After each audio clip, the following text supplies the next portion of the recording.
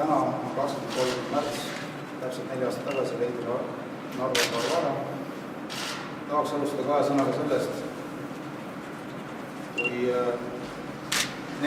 kui vaadata seda sündmuskohta, kus ta viidi, sest ta oli 5 päeva kadunud sõdul ja sündmuskoht, kuhu ta viidi, on linna sees. Tema leidmiskoht on 20 meetrit tänavast, üle tänava on eramajad, inimesed elavad seal sees. Öösel põleb see tänav valgustust, kõik see räägib sellest, et meie seas on kurjategija, kes on külmavereline, kes on kalkuleeriv, kes inimene on tänavast leidnud.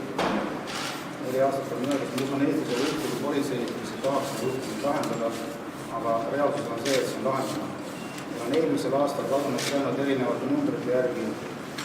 Aasta lõpus oli see number 60 ja 11. jaanuar Elmar Vaher ütles, et see number on 42 leidmata inimest eelmisel aastal, kes ei kadunud.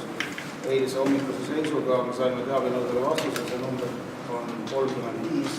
On 35 lahendamata juhtumit täna inimestest, kes eelmisel aastal kadunud said.